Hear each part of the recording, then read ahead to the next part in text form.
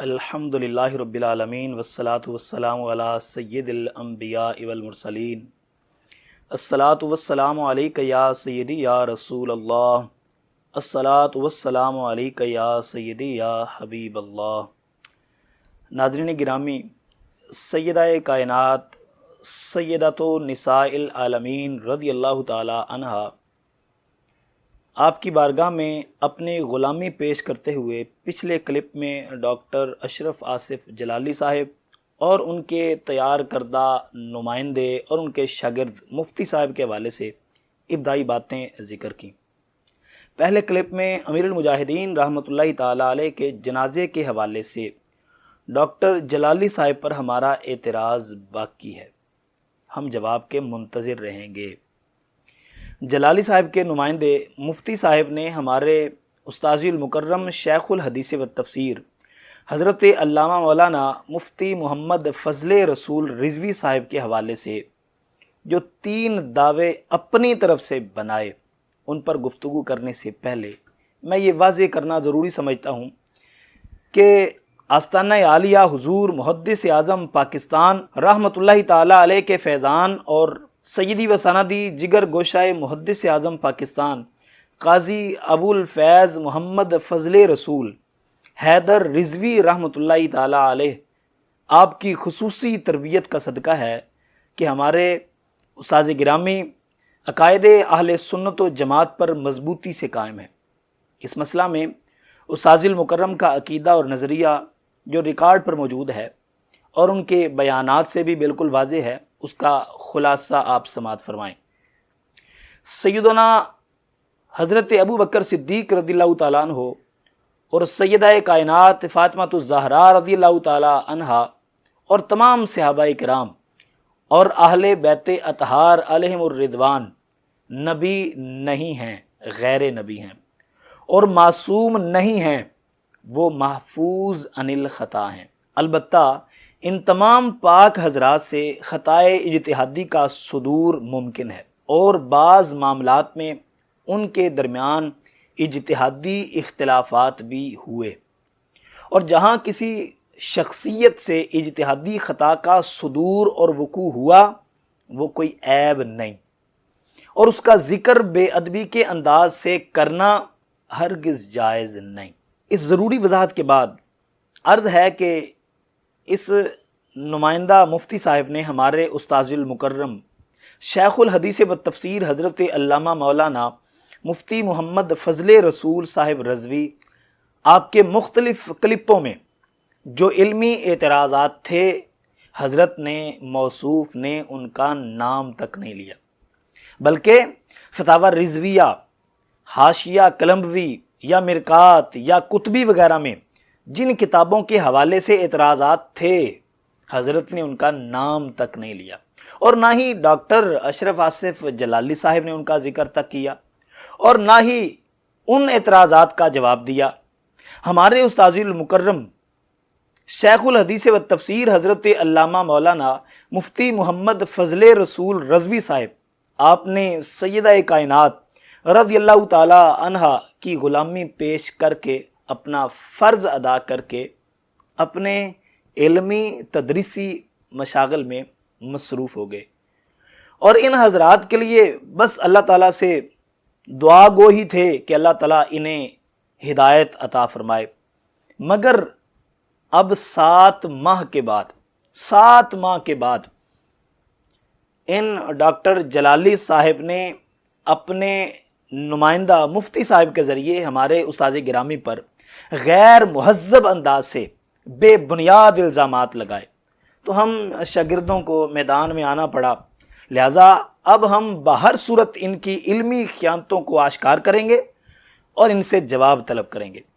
نمائندہ شاگرد مفتی صاحب کو جلالی صاحب نے جو تیاری کروائی اور انہوں نے جو بے بنیاد باتیں ذکر کی، اس میں یہ کہا کہ استاذ المکرم شیخ الحدیث و تفسیر حضرت علامہ مفتی محمد فضل رسول رضوی صاحب کے بس 3 دعوے سامنے آئے، یعنی سارے علمی اعتراضات کو گول کر کے اپنی طرف سے 3 دعوے استاذ المکرم کی طرف منسوب کر دیے۔ آپ خود ہی ان کی آواز سماعت فرمائیں۔ 3 دعوے جو سامنے آئے اس میں اس کا بڑا دعویٰ یہ تھا کہ فواتح الرحموت میں امکان لکھا ہے، وقوع نہیں لکھا، اور دوسرا دعویٰ کہ مطلق سے فرد کامل ہی مراد ہوتا ہے، تو خطا مطلق سے جو ہے وہ بڑی خطا ہی مراد لی جائے گی، اور تیسرا ان کا دعویٰ یہ تھا کہ سیدہ پاک رضی اللہ تعالی عنہا نے کوئی اجتہاد نہیں فرمایا تھا۔ یہ 3 دعوے ہیں حضرت کے بنیادی، تو ان تینوں دعووں کا انشاءاللہ ایک ایک کلپ کی صورت میں جواب آ جائے گا۔ ناظرین گرامی، اس بیان میں ڈاکٹر جلالی صاحب کی طرف سے تیار کردہ جو علمی خیانتیں پڑھی گئیں، ان کی وضاحت سے پہلے میں ڈاکٹر جلالی صاحب کے تیار کردہ اس بیان میں ان کا ایک سفید جھوٹ آپ حضرات کے سامنے رکھتا ہوں، آپ ان کا بیان خود سماعت فرمائیں۔ اور من غیر تعبد کا معنی بھی غلط بیان کیا کہ علم نہ ہو، من غیر علم کا معنی اور ہے، من غیر تعبد کا معنی اور ہے، اپنی حالت پر وہ بندہ اچھی طرح غور کرے۔ ناظرین گرامی، ایک عام آدمی بھی سمجھ گیا ہوگا کہ ڈاکٹر صاحب کی ترجمانی کرتے ہوئے یہ نمائندہ مفتی صاحب کہہ رہے ہیں کہ استاذ المکرم شیخ الحدیث و تفسیر حضرت علامہ مولانا مفتی محمد فضل رسول رضوی صاحب نے فواتح الرحموت کی عبارت کا ترجمہ غلط کیا ہے، تعمد کا معنی علم کیا ہے، حالانکہ تعمد اور چیز ہے اور علم اور چیز ہے۔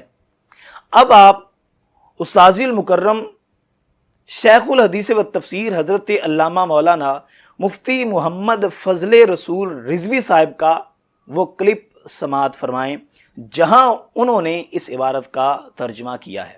لیکن بحر العلوم رحمت اللہ تعالی علیہ، ان کی فراست پہ قربان جائیں، انہوں نے اس ذلت کا آگے معنی بھی بیان کر دیا۔ وہ معنی کیا بیان کیا؟ وہ الفاظ سنیں، فرماتے ہیں یا وقوعہم فی امر غیر مناسب لمرتبتہم من غیر تعمد، یہ ذلت کا معنی بیان کیا۔ وہی وقوعہم فی امر غیر مناسب لمرتبتہم من غیر تعمد، یہی وہ جملہ ہے جس کے متعلق ہم نے اپنے پچھلے کلپ میں یہ بیان کیا تھا کہ ڈاکٹر صاحب نے یہ جملہ پڑھا تو ہے لیکن اس کا ترجمہ نہیں کیا۔ کیوں؟ اگر ترجمہ کرتے تو بات واضح ہو جاتی۔ تو بحر العلوم کیا فرماتے ہیں؟ وہ فرما رہے ہیں کہ ذلت تو یہ ہے کہ اہل بیت اطہار کسی ایسے امر میں، ایسے کام میں واقع ہو جائیں بغیر ارادے کے جو ان کے مرتبے کے مناسب نہ ہو، ان کے بلند مرتبے کے مناسب نہ ہو۔ ناظرین گرامی، اب عام آدمی بھی سمجھ رہا ہوگا کہ ہمارے استاذ المکرم شیخ الحدیث و تفسیر حضرت علامہ مولانا مفتی محمد فضل رسول رضوی صاحب آمد کا معنی ارادہ کر رہے ہیں، علم نہیں کر رہے۔ کیا یہ معنی غلط ہے؟ اب آپ سنیں ڈاکٹر جلالی صاحب اس کا معنی کیا کرتے ہیں۔ وَقَذَا يَجُوزُ عَلَيْهِمُ الزَّلَّةُ زَلَّةُ الْقَارِ عَلَيْهِمْ أَهْلِ بَيْتِ وَهِيَ وُقُوعُهُمْ فِي أَمْرٍ غَيْرِ مُنَاسِبٍ لِمَرْتَبَتِهِمْ مِنْ غَيْرِ تَعَمُّدٍ، یعنی بغیر ارادے کے ذلت۔ ناظرین گرامی، آپ نے سن لیا جو معنی ڈاکٹر جلالی صاحب نے کیا، اور وہی معنی استاذ محترم شیخ الحدیث و تفسیر حضرت علامہ مولانا مفتی محمد فضل رسول رضوی صاحب نے بھی فرمایا، مگر یہ نمائندہ یا جلالی صاحب خود اپنے معنی کو غلط نہیں کہیں گے، اور استاذ المکرم کے متعلق لوگوں کی آنکھوں پر پردہ ڈالنے کے لیے کہہ رہے ہیں کہ انہوں نے اس کا معنی علم کیا ہے، جو کہ غلط ہے۔ جلالی صاحب، آپ حق کے دائی کہلاتے ہیں، آپ فیصلہ فرمائیں۔ آپ کے اشارے پر آپ کے نمائندے جو ترجمانی کی انہوں نے سفید جھوٹ نہیں بولا؟ کیا انہوں نے جھوٹا الزام نہیں لگایا؟ اور اس کے اصل ذمہ دار کوئی اور نہیں، آپ ہی ہیں، کیونکہ آپ نے ان کا ذمہ اٹھایا ہوا ہے۔ لہٰذا ہمارا آپ سے مؤدبانہ سوال ہے کہ آپ سے کوئی علمی سوال کرے تو اس کی سزا 80 کوڑے ہوتے ہیں۔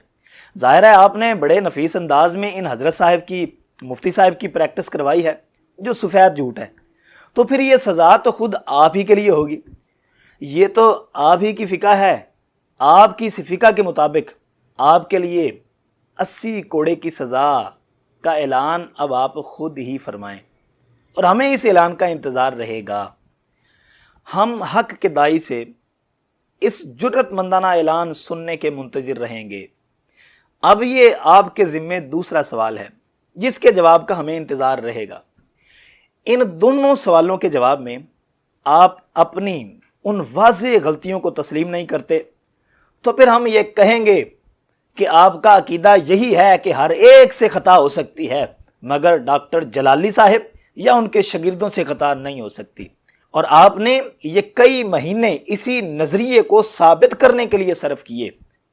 اب آپ پھر جلالی صاحب کے نمائندہ مفتی صاحب کا بیان سماعت فرمائیں جو ڈاکٹر صاحب نے ان کو تیار کروایا۔ 3 دعوے جو سامنے آئے اس میں اس کا بڑا دعویٰ یہ تھا کہ فواتح الرحموت میں امکان لکھا ہے، وقوع نہیں لکھا۔ ناظرین گرامی، آپ نے سنا کہ یہ نمائندہ تیار کردہ مفتی صاحب فرما رہے ہیں کہ استاذی المکرم نے یہ دعویٰ کیا ہے کہ فواتح الرحموت میں امکان لکھا ہے، وقوع نہیں لکھا۔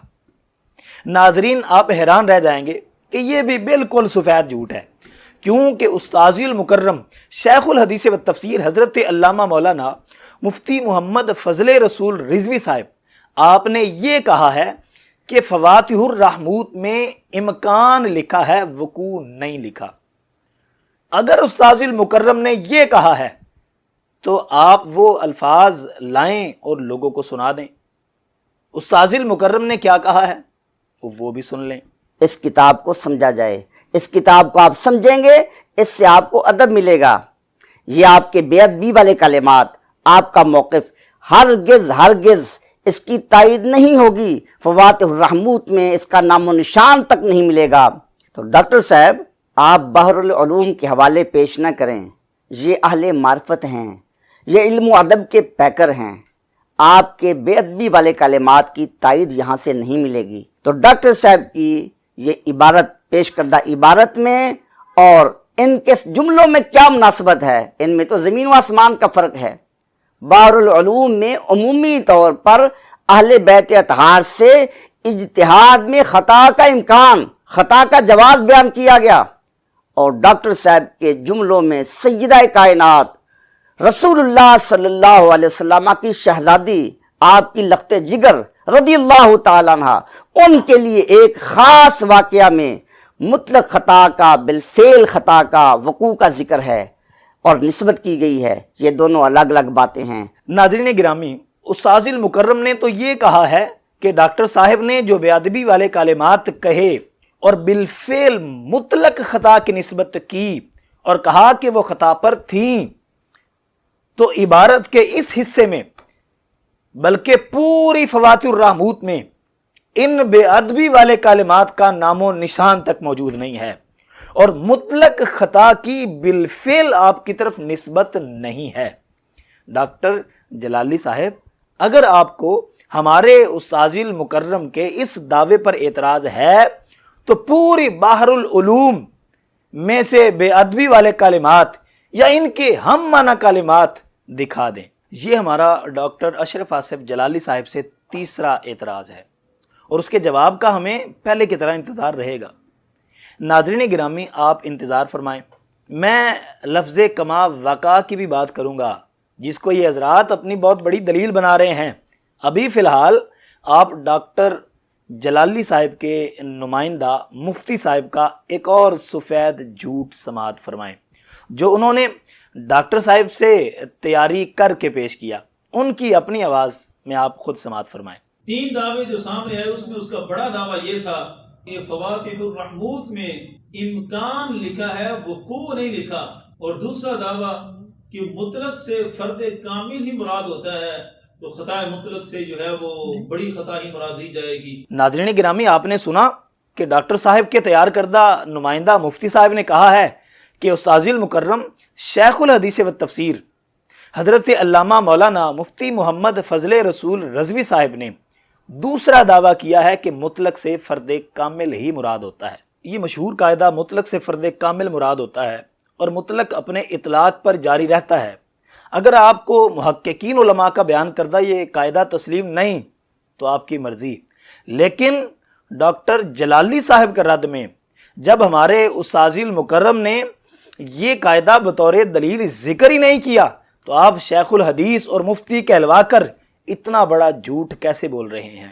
ناظرین گرامی، اصل میں بات یہ ہے کہ شیخ الحدیث و تفسیر قبلہ سید ارشد سعید کاظمی شاہ صاحب نے ڈاکٹر جلالی صاحب کو مخلصانہ مشورہ دیتے ہوئے ایک خط لکھا، مگر ڈاکٹر صاحب نے ان کے مشورہ پر عمل کرنے کی بجائے اور بے ادبی والے کلمات سے رجوع کرنے کی بجائے الٹا سید ارشد سعید کاظمی شاہ صاحب زیدہ مجدہ پر الزام لگا دیا کہ ان کو شیطانوں نے پھسلایا، انہوں نے میرا پورا بیان سنے بغیر مجھے رجوع کا مشورہ دے دیا۔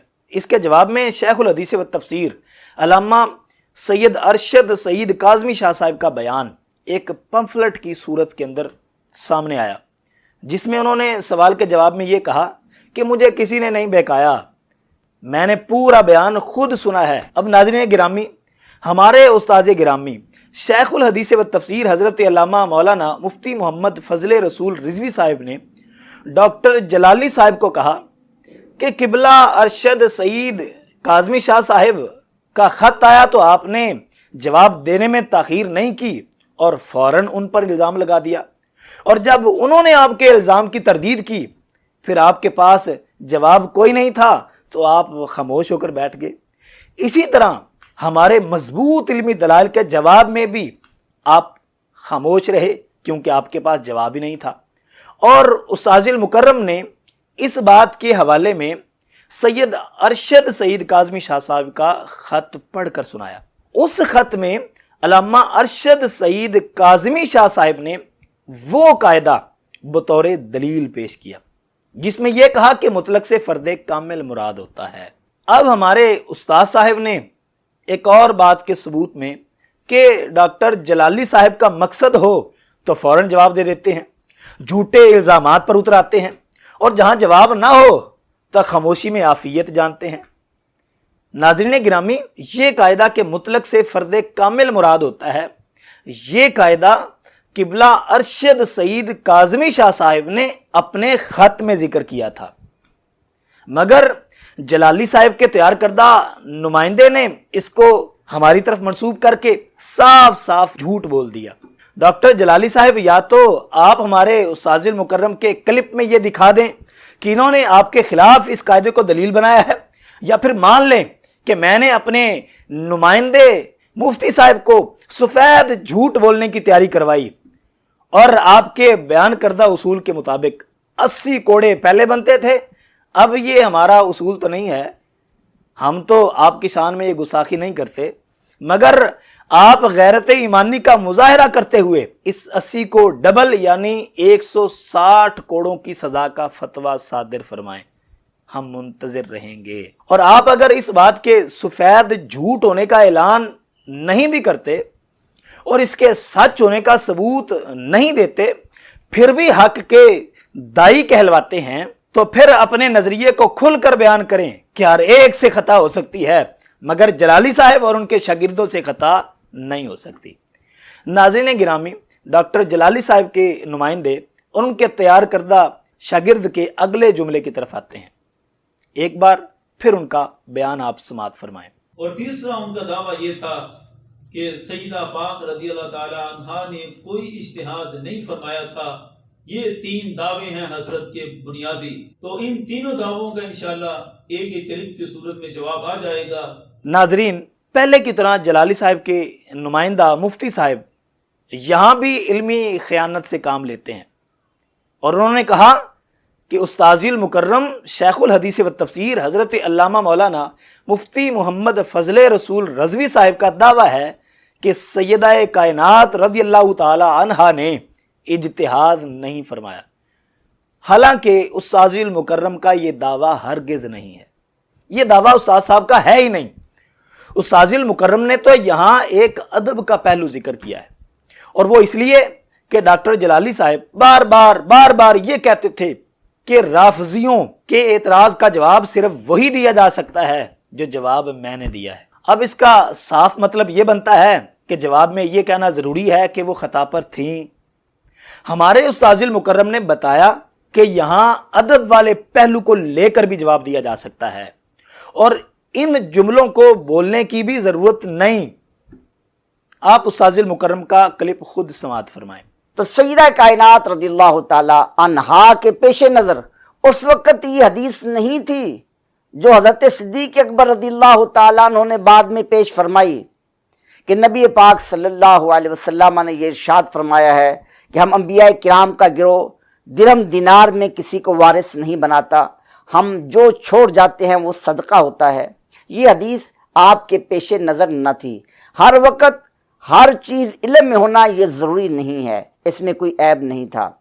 اس وقت عمومی دلائل کے اعتبار سے سیدہ کائنات رضی اللہ تعالی عنہا نے جو سوال کیا کہ بیٹی باپ کی میراث کی مستحق ہوتی ہے، میں بھی رسول اللہ صلی اللہ علیہ وسلم کی شہزادی ہوں، مجھے فدق سے حصہ دیا جائے، یہ سوال درست تھا، اس میں کوئی خطا نہیں تھی۔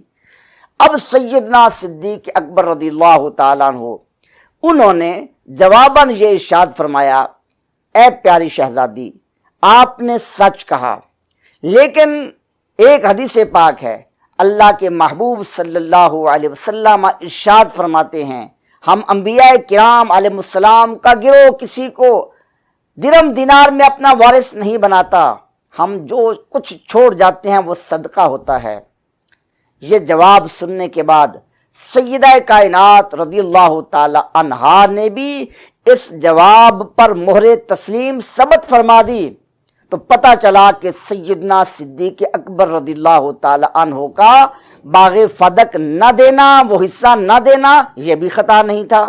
ناظرین گرامی، آپ نے سنا کہ استاذ المکرم نے ایک ادب والا پہلو ذکر کیا کہ ایک قول کے مطابق سیدہ کائنات رضی اللہ تعالی عنہا کے پیش نظر وہ حدیث نہیں تھی، لہٰذا عمومی دلائل کے اعتبار سے آپ کا سوال صحیح تھا کہ بیٹی باپ کی میراث کی مستحق ہوتی ہے، لیکن سیدنا صدیق اکبر رضی اللہ تعالیٰ عنہ نے دوسرے پہلو کو سامنے رکھا، حدیث رسول صلی اللہ علیہ وسلم جس کے مطابق آپ میراث کی مستحق نہیں بنتی۔ اور خود ڈاکٹر اشرف آصف جلالی صاحب کے جملوں سے بھی یہی بات ثابت ہوتی ہے کہ مانگتے وقت سیدہ کائنات رضی اللہ تعالیٰ عنہ کے پیش نظر وہ حدیث رسول نہ تھی۔ ڈاکٹر جلالی صاحب خود کہتے ہیں کہ جو ہی حدیث رسول سنی سرے تسلیم خم کر دیا، جو ہی حدیث رسول سنی سرے تسلیم خم کر دیا۔ علماء کرام جانتے ہیں کہ ایک چیز میں کئی پہلو ہوتے ہیں، ایک پہلو سے وہ چیز صحیح ہوتی ہے اور دوسرے پہلو سے وہ صحیح نہیں ہوتی۔ اب باغ فدق کو آپ لے لیں، اگر اس کو اس پہلو سے دیکھیں کہ بیٹی باپ کی وارث ہوتی ہے تو اس کا مطالبہ صحیح ہے، لیکن دوسری حیثیت سے دیکھیں کہ نبی کریم صلی اللہ علیہ وسلم کی کوئی میراث نہیں تو مطالبہ صحیح نہیں ہے۔ اب جس لحاظ سے مطالبہ صحیح نہیں، اس لحاظ سے سیدہ کائنات رضی اللہ تعالیٰ عنہ آپ کا مانگنا خطا نہیں ہے کہ نبی پاک صلی اللہ علیہ وسلم کی کوئی میراث نہیں تو مطالبہ صحیح نہیں۔ اب جس لحاظ سے مطالبہ صحیح نہیں، اس لحاظ سے سیدہ کائنات رضی اللہ تعالیٰ عنہ نے مانگا ہی نہیں، اور جس لحاظ سے سیدہ کائنات رضی اللہ تعالیٰ عنہ نے مانگا ہے اس لحاظ سے مانگنا صحیح ہے۔ اور سیدنا صدیق اکبر رضی اللہ تعالیٰ عنہ نے بھی دوسری حیثیت سے نہیں دیا، ان کا منع کرنا بھی خطا نہیں ہے۔ اب ڈاکٹر اشرف آصف جلالی صاحب سے ہمارا 5واں سوال وہ یہ ہے، آیا عمومی دلائل کی بنا پر فدق میراث نہیں بنتا؟ جب عمومی دلائل کی بنا پر فدق میراث بنتا ہے تو اس کا مانگنا بھی خطا نہیں، درست ہے۔ تو اگر کوئی شخص اس پہلو کو اختیار کر کے کہے کہ سوال بھی خطا نہیں اور نہ دینا بھی خطا نہیں، تو ڈاکٹر صاحب بتائیں اس عقیدے کے حامل شخص پر آپ کیا فتویٰ صادر فرمائیں گے؟ ہم آپ کے جواب کے منتظر رہیں گے۔ اور پھر یہ احتمال علامہ بدر الدین عینی رحمۃ اللہ تعالی علیہ نے بھی ذکر کیا ہے، وہ فرماتے ہیں قیلا ان طلبہ لذالک کانا قبل ان تسمع الحدیث الذی دل علی خصوصیتی سیدنا رسول اللہ صلی اللہ علیہ وسلم بذالک وکانت मुतमस्सिकतन बिआयतिल वसीयती व इन कानत वाहिदतन फलह निस्फ। कहा गया है कि हजरत सैयदा फातिमा ज़हरा रज़ियल्लाहु ताला अन्हा का मीरास तलब करना इस हदीस को सुनने से पहले था, जो हदीस रसूलुल्लाह सल्लल्लाहु अलैहि वसल्लम की खुसूसियत पर दलालत करती है। और सैयदा फातिमा ज़हरा रज़ियल्लाहु ताला अन्हा आयत वसीयत से इस्तेदलाल कर रही थी कि अगर बेटी एक हो तो निसफ मिलेगा। सामीन, मैं अपना सवाल फिर दोहराता हूं कि जलाली साहब, क्या आपने ये नहीं कहा कि सैयदा रज़ियल्लाहु ताला अन्हा ने जो ही हदीस रसूल सुनी सरे तस्लीम खम कर दिया? इसका वाज़ेह मतलब है कि मुतालबा के वक़्त हदीस नहीं सुनी थी, लिहाजा आपका तलब करना अमूमी दलाइल की बिना पर था। क्या अल्लामा बदरुद्दीन ऐनी रहमतुल्लाह ताला अलैह की इबारत में ये वाज़ेह अल्फाज मौजूद नहीं है कि एक कौल ये भी है कि उस वक़्त आपको इल्म नहीं था? क्या अल्लामा बदरुद्दीन ऐनी रहमतुल्लाह ताला अलैह की इबारत में ये अल्फाज मौजूद नहीं हैं कि एक कौल ये भी है कि उस वक़्त आपको इल्म नहीं था? डॉक्टर जलाली साहब, हैसियत से आकाम बदल जाते हैं। अमूमी दलाइल की बिना पर मुतालबा दुरुस्त था और ख़ास दलील की बिना पर सैयदना सिद्दीक़ अकबर रज़ियल्लाहु ताला अन्हु का फदक न देना भी दुरुस्त है। ये है अदब का पहलू, ये अदब का पहलू है। हमारे उस्ताजुल मुकर्रम शेखुल हदीस व तफसीर हज़रत अल्लामा मौलाना मुफ्ती मोहम्मद फजले रसूल रज़वी साहिब ने यह बताया है कि अदब के साथ जवाब देने के बहुत से पहलू हैं और उलमाए किराम ने वो जवाब दिए भी हैं। लिहाजा आपका ये कहना कि सिर्फ एक वही जवाब है जो मेरी ज़ुबान से निकला है, ये हरगिज़ दुरुस्त नहीं है।